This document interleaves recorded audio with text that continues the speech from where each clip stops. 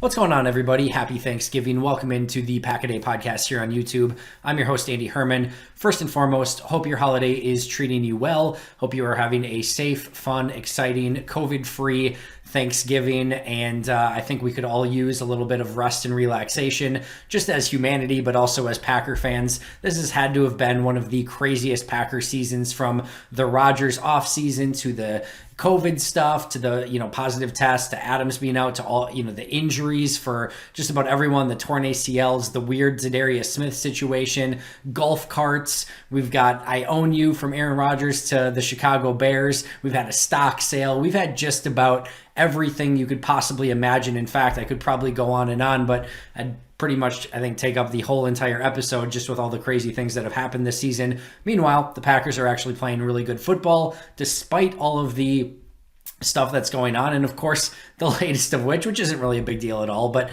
it's fun to talk about, is another crazy footnote, if you will, on this season. And that's, of course, Aaron Rodgers taking his shoe off and placing his foot on the podium. Hopefully they sanitized it before Davante Adams said. I guess it was two different ones because I think Rodgers was on the Zoom call or whatnot. But either way, just absolutely, entertaining, if nothing else, and just on par for what this crazy Packer season has been. Rodgers putting his foot on the podium and showing everyone exactly what his injury is. Not sure exactly why he didn't just say he has a broken pinky toe from the onset, and just said that he heard it while he was working out at home. Certainly seems like that would have just put everything to rest to begin with. But here we are, and now we have this magical Aaron Rodgers foot podium moment, which I did not have on the Packers bingo card for this season. But if nothing else, what more lighthearted fun could possibly come out of your day than seeing Aaron Rodgers' foot on a podium? The seriousness here, of course, this is not COVID toe, as he so aptly pointed out in his in his press conference. This is a broken pinky toe, so that's what he is dealing with, and certainly I'm sure is insanely painful. And I think the good news, as I talked to Rachel yesterday, is in that second half, he looked phenomenal. So we certainly learned that he can play through this, but definitely something that's going to impact him and his, just his pain threshold and everything else through the remainder of this season. But as you're going into Thanksgiving, we have a image of Aaron Rodgers' foot near and dear in our memories, and we'll certainly have that for the foreseeable future. So again, did not see that on the Packers bingo card for this year, but here we are, and just what another fun Packers moment on this incredibly fun and crazy and entertaining season, and certainly one that makes it just the perfect year to have a 365-day-a-year podcast, right? Because we certainly have not lacked for topics or craziness or anything else this season, and really since the end of last year. It's just been a whirlwind, and it's been a lot of fun to cover this team. No two ways about it. Some other news, more unfortunate news, Jonathan Garvin now on the COVID-19 injured list. So he likely will not be playing this weekend, which, again, first and foremost, anything with COVID, you're hoping that Jonathan recovers and is good to go sooner rather than later. But, as far as on the field importance, Green Bay's running out of edge rushers, and Garvin hasn't had the most, successful season in the history of the world. I thought he struggled again this past weekend, but at some point you need to put guys out there, and Jonathan Garvin certainly was the starter this past weekend. If Garvin can't go, and if Rashawn Garry can't go again, you're potentially looking at, Tipa and Preston Smith as your starters. Ladarius Hamilton would probably be your next guy up. You'd probably have to use maybe some Oren Burks or maybe some Kingsley Keke on the outside. It's just not an ideal scenario. So Green Bay's going to have to be creative with how they, play the edge. And again, you're already probably having Preston Smith go up against Andrew Whitworth, who's one of the best pass protecting tackles in all of football.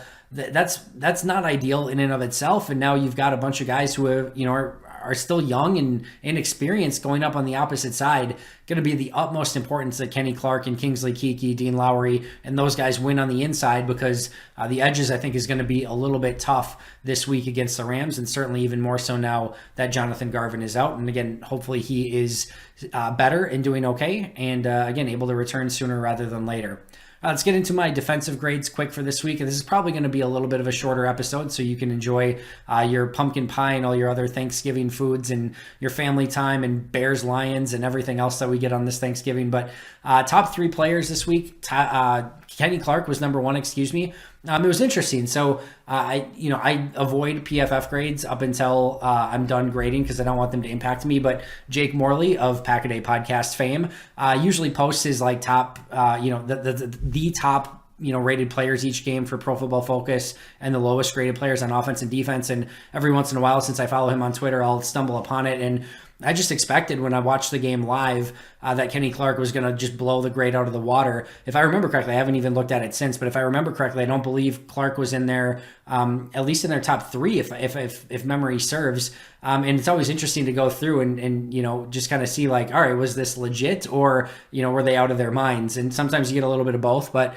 I still thought Kenny was the best defensive player in this game. I can see why he maybe didn't have this like enormous grade. There were points in the game where I thought he didn't have quite the impact that he had at other times, but overall, I thought this was another really strong game for Kenny Clark, who's just having a fantastic season. So kudos to him. I'm really excited to talk about my second one because my second highest graded player in this game was Tyler Lancaster, and this is a player who I feel like is often thrown under the bus when the Packers, defensive line isn't playing well. And they'll say like, oh, you've got your, Dean Lowry's and your Kingsley Kikis and your Tyler Lancaster, and you just kind of group them all into one. Listen, Tyler Lancaster is not a good pass rusher. He's not going to be a good pass rusher. And anything you get out of him from a pass rush standpoint is a bonus, right? Although I will say this week, there was one play where he kicked out to the outside, went against the tackle and just shoved the tackle to the ground and was able to get some pressure on the quarterback that way, which was pretty sweet. But regardless, he is a really nice run defender for this team. And I thought he did incredible work this week. And one of the real reasons why Dalvin Cook wasn't able to get going a ton was because of Tyler Lancaster, not only making plays, making stops, but really eating some double teams as well, which really can free up Kenny Clark to play some different, positions along the line. I think this was arguably Tyler Lancaster's best game as a Packer. And again, I think he deserves a little bit more credit for being a good run-stuffing defensive lineman. And I know there's not a lot of,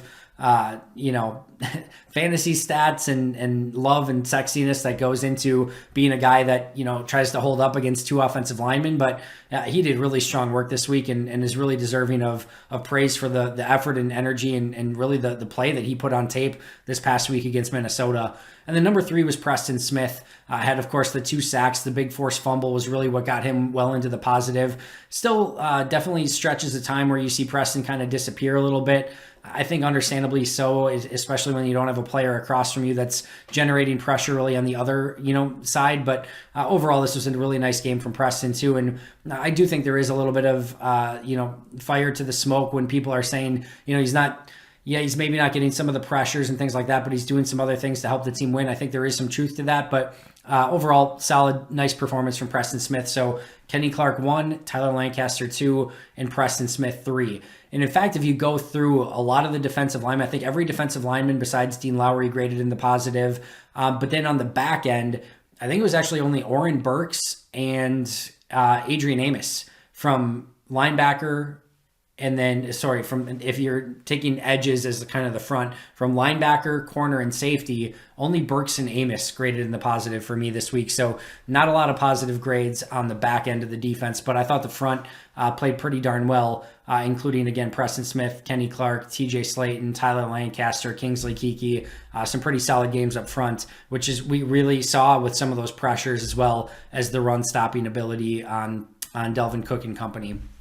Bottom 3 players this week, as you can guess, comes from the back end. Eric Stokes is my lowest graded player. There's a few different times where Stokes really put himself in advantageous positions to make plays and just couldn't do so. I think we are starting to learn a little bit more that, listen, Stokes isn't quite there as a technician yet. He has a lot of raw, rare talent and ability and speed at that position. And ultimately, he's putting himself more often than not in positions to be successful. Some mistakes and some errors here and there. And usually you're seeing one of these per game on average, right? You're seeing one big player, one play per game where he's just either lost or, whatever. Something kind of goes a little bit wrong. Not that uncommon for a corner. But I think what we're really seeing right now is his inability to track the football in the air.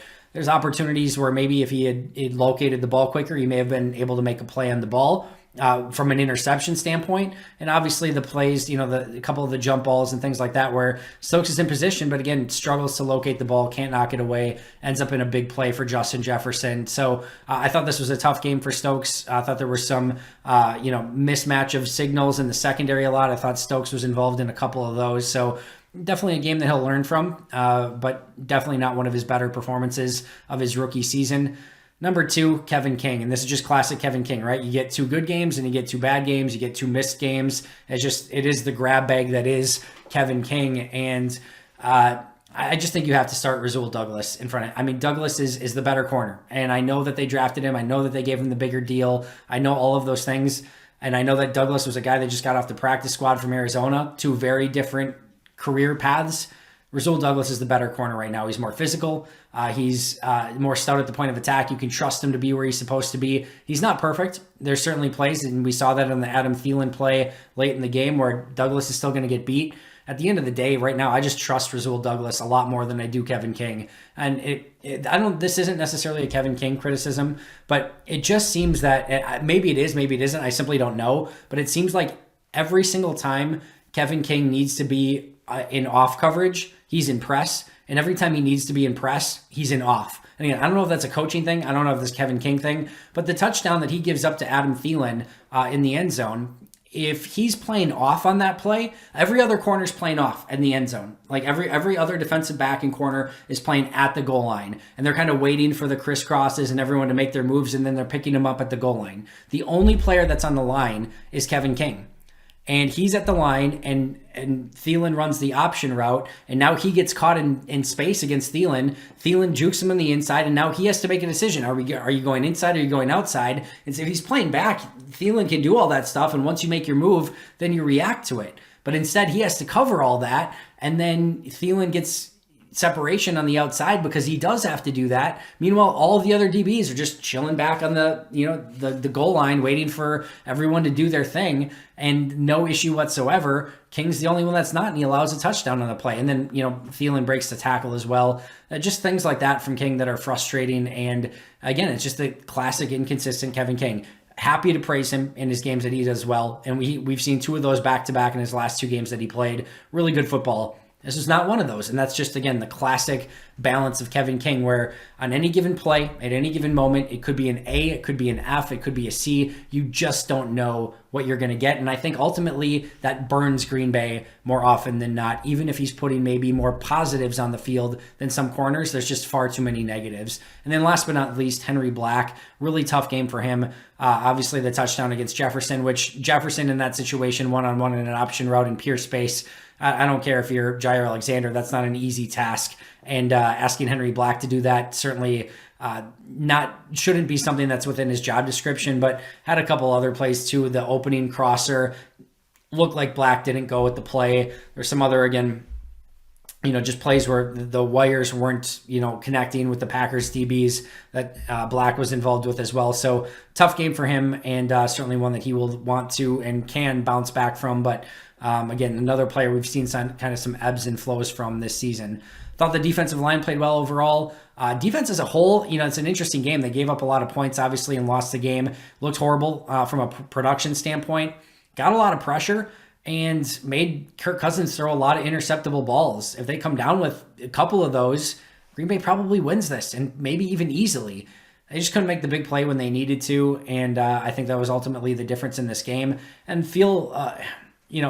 this could have been a real breakout performance for Darnell Savage. Had the opportunity for 3 interceptions, the interception that arguably would have given Green Bay the win. Couldn't hold on to him, and it's just sort of been the name of the game for Savage. He'll make some plays, he'll miss some plays, and I think at the end of the day, I think we're kept wanting a little bit more from Savage, to be this playmaking safety, to be somebody who can get his hands on the ball and make these plays, and he just hasn't been able to do so. And I think that's a little bit more disappointing than is maybe being discussed and talked about at times. certainly not a bad safety in any way, shape, or form. We're not talking, Ha Clinton Dix bad towards the end of his Packer career where they had to let him go. Nothing like that. He is a solid safety that still puts some really good stuff on tape, but you would just like to see him take that next step to become a playmaker. Had a real opportunity to do that this week and really, turn the game in Green Bay's favor, and unfortunately couldn't do so. To be fair, one of those obviously negated by a Kingsley Keke penalty, but definitely, again, some ups and downs from Darnell Savage in this game. Thanks so much for joining me. I really always appreciate it. Thankful for all of you. Hope you all have a great Thanksgiving. Of course, enjoy your Thanksgiving pizza, which I will 1,000,000% be doing. But until next time, and as always, go Pack Go.